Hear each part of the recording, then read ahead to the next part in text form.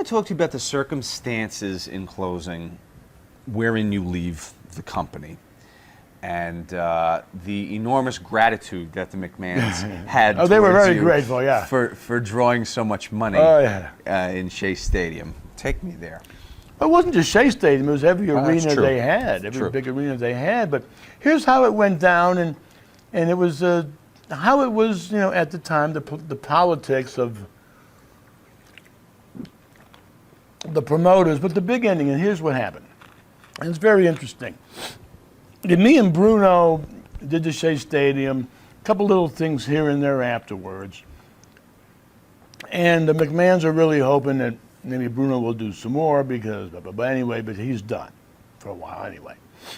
Bruno's done, and the McMahons are now, I'm getting his swerve job. Here's the deal.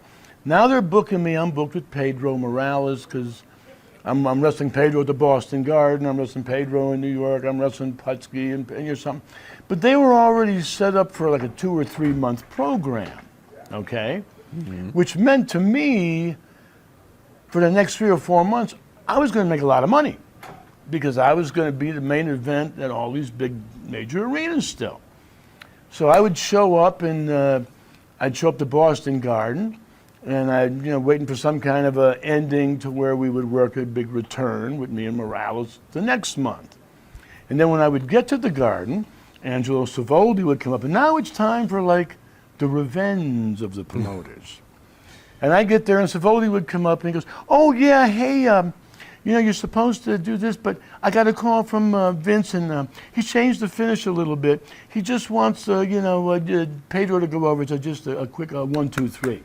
That's the end of that, then. That's the end of that. So right away, it tells me I'm supposed to be wrestling Pedro for 3 months, 3 big paydays just in their place. They have now cut it down to 1. Just once Pedro pins me, in those days, the drawing power was over, the heat was done, the crowd got their pop, their jollies, it was done. It was now downhill.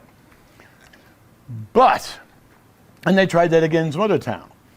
But Bruno already has armed me with the secret weapon, almost like an anti-kryptonite secret weapon, because he knew this was probably going to happen.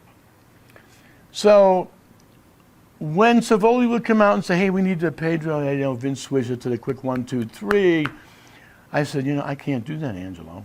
He said, "What do you mean you can't do that?" I said, "Well, no, I'm not going to do that. I can't do that. Bruno never pinned me. If Pedro pins me, that's going to make Bruno look bad." And Angelo Savoldi went, "That's right."